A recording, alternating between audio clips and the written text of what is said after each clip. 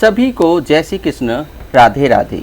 आज मैं आपको कामदा एकादशी श्रावण कृष्ण पक्ष की पूरी कथा इस वीडियो के माध्यम से सुनाने वाला हूँ। तो कथा को शुरू करते हैं। कुंती पुत्र धर्मराज युधिष्ठिर बोले कि हे भगवान, अब आप मुझे श्रावण मास के कृष्ण पक्ष की एकादशी की सविस्तार कथा सुनाइए। उस एकादशी का नाम तथा उसकी विधि क्या है, उसमें कौन से देवता की पूजा होती है। श्री कृष्ण भगवान बोले, हे राजन, मैं एकादशी की कथा कहता हूँ, उसे ध्यान पूर्वक सुनो। एक समय इस एकादशी की पावन कथा को भीष्म पितामह ने लोकहित के लिए नारद जी से कहा था।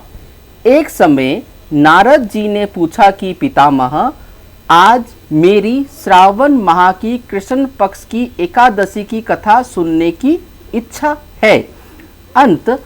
अब आप एकादशी की व्रत कथा विधि सहित सुनाइए। भीष्म पितामह नारद जी के वचनों को सुनकर बोले, हे नारद जी, आपने मुझसे यह अत्यंत सुंदर प्रश्न किया है। अब आप ध्यान लगाकर सुनिए। श्रावण माह के कृष्ण पक्ष की एकादशी की कथा। कामदा एकादशी। इस एकादशी की कथा के सुनने मात्र से ही वाजपेयी यज्ञ का फल मिलता है। कामदा एकादशी के व्रत में शंख, चक्र, गदाधारी विष्णु भगवान की पूजा की जाती है।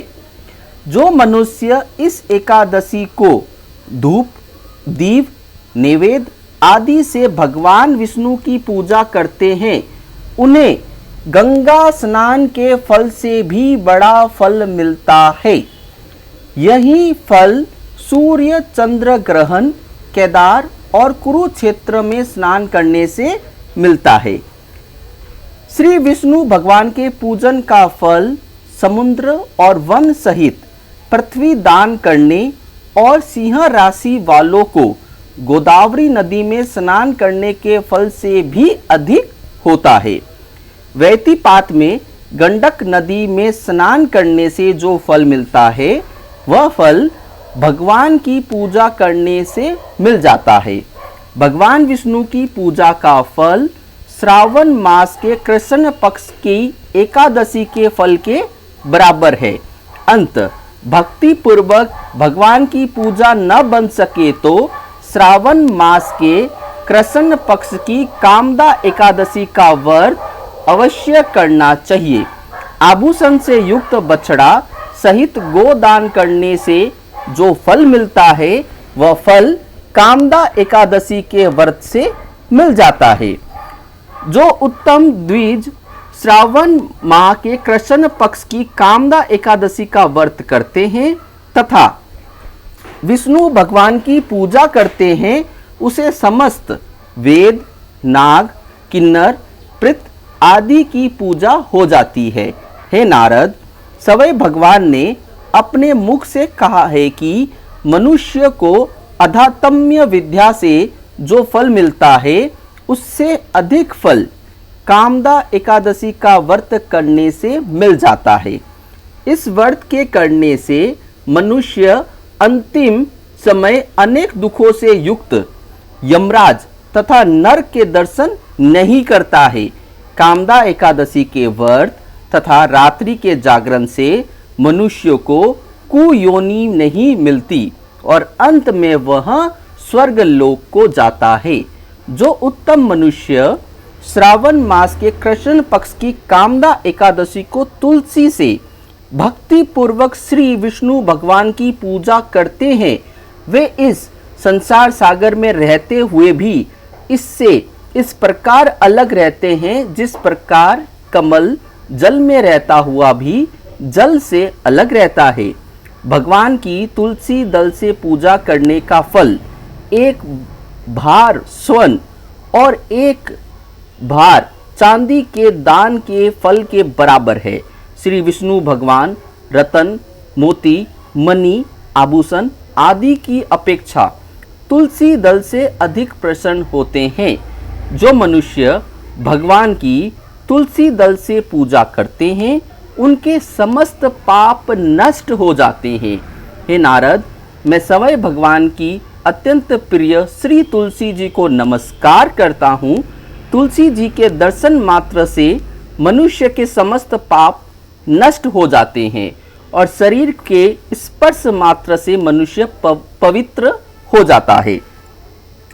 तुलसी जी को जल से स्नान कराने से मनुष्य की समस्त यम यातनाएं नष्ट हो जाती है।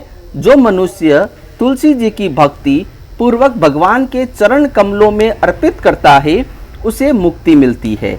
जो मनुष्य एकादशी के दिन भगवान के सामने दीप जलाते हैं उनके पितृ स्वर्ग लोक में सुधा का पान करते हैं। जो मनुष्य भगवान के सामने घी या तिल के तेल का दीपक जलाते हैं उनको सूर्य लोक में भी सहस्त्रों दीपकों का प्रकाश मिलता है।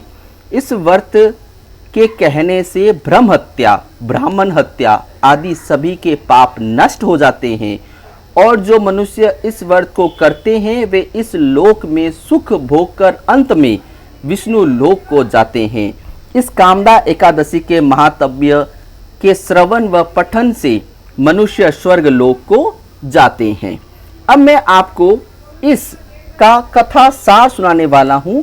भगवान विष्णु सर्वोपरि है। वे अपने भक्तों की निश्चल भक्ति से सहज ही प्रसन्न हो जाते हैं। तुलसी जी भगवान विष्णु की प्रिया है।